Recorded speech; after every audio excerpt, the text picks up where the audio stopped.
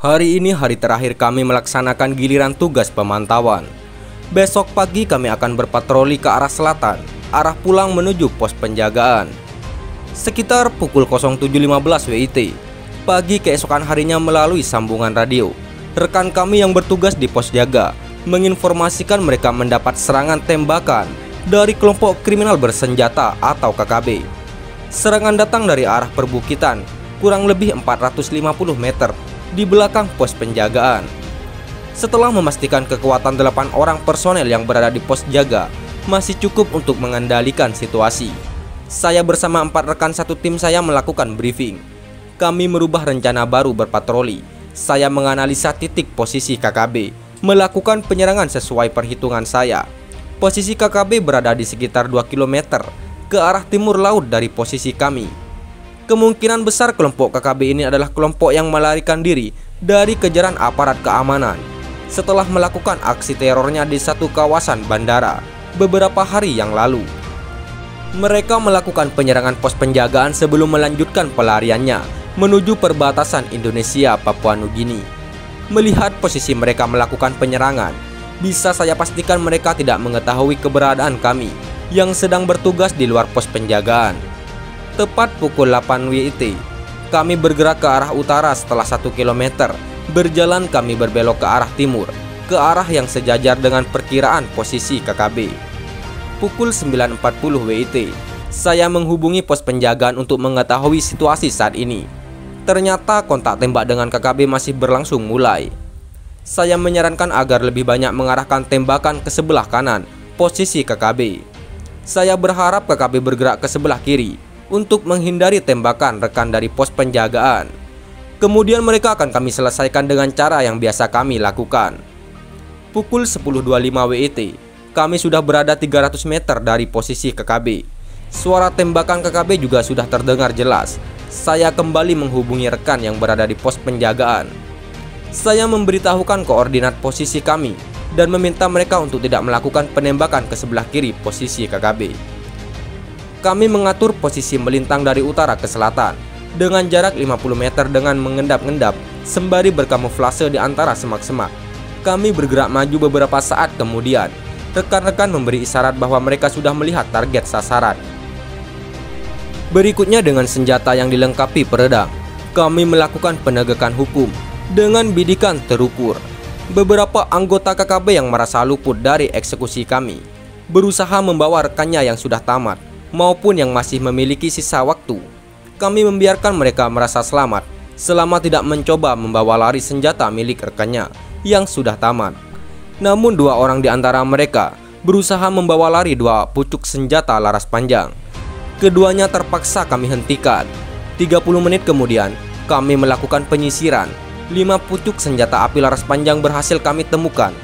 2 pucuk senapan jenis M16 dan AK-47 kami bawa sebagai barang bukti, dan 37 senjata api rakitan kami buang setelah kami rusak. Saat melakukan penyisiran, kami juga melihat jalan tikus yang arahnya menuju perbatasan Indonesia Papua Nugini. Mengingat para anggota KKB tidak ada satupun yang membawa perbekalan atau logistik, saya menduga mereka sebelumnya sudah meninggalkan di suatu tempat pemberhentian sebelum melintasi perbatasan. Jam menunjukkan 12.30 WIT. Masih ada cukup waktu untuk menyusuri jalan tikus untuk mencari kemungkinan adanya markas KKB sebelum melintasi perbatasan. Apa yang saya duga terbukti. Baru bergerak sekitar 3 km, kami sampai di pinggir suatu lembah di tengah daratan. Lembah ada satu pondok kecil yang dijaga beberapa anggota KKB bersenjata. Satu bendera bintang kejora berukuran besar berkibar di bagian depan pondok. Karena medan di sekitar lembah hanya ditumbuhi semak-semak yang tipis, sangat tidak mungkin untuk turun melakukan penyergapan. Saya memutuskan untuk melakukan eksekusi dengan granat lontar. Kami menunggu sampai sekitar 40 menit untuk memastikan tidak ada perempuan atau anak-anak di sekitar pondok. Setelah yakin clear, 2 buah granat lontar berhasil mengenai sasaran. Melihat waktu yang sudah sangat mepet untuk pulang, kami tidak melakukan penyisiran. Pukul 20.15 WIT, kami tiba di pos penjagaan setelah makan malam. Melalui radio, pimpinan dari pos induk menghubungi saya. Ada klarifikasi penting pimpinan mempertanyakan perihal penyerangan markas KKB ke wilayah negara tetangga. Beberapa jam yang lalu, sesaat saya terhenyap, diam ternyata target sasaran granat lontar kami sudah melewati perbatasan. Tapi sebagai pimpinan tim prajurit hantu rimba, saya menjawab dengan suara lantang, "Siap, saya tidak tahu, komandan." "Lain kali bawa GPS, ya," lanjut komandan. Dari radio seberang, sambil menahan senyum saya menjawab, "Siap, komandan." Setelah menekuk jidat sendiri 2 kali, saya memerintahkan salah seorang rekan prajurit untuk membuatkan secangkir kopi untukku. Tolak dialog damai. TPNPB OPM nyatakan perang total dan meminta warga non-Papua segera pergi. Melansir dari hidayatullah.com, Tentara Pembebasan Nasional Papua Barat atau TPNPB, Organisasi Papua Merdeka atau OPM, Daerah Emas Tupu, Kabupaten Nabire, Provinsi Papua Tengah, menyatakan menolak dukungan United Liberation Movement for West Papua dan Majelis Rakyat Papua terhadap wacana jeda kemanusiaan dan dialog damai Komisi Nasional Hak Asasi Manusia atau Komnas HAM. Pernyataan ini disampaikan pimpinan TPNPB OPM Emas Tupu, Derek Daud Nawipa. Nawipa menyatakan pihaknya tidak membutuhkan dialog yang digagas pemerintah untuk mengakhiri konflik bersenjata di Papua.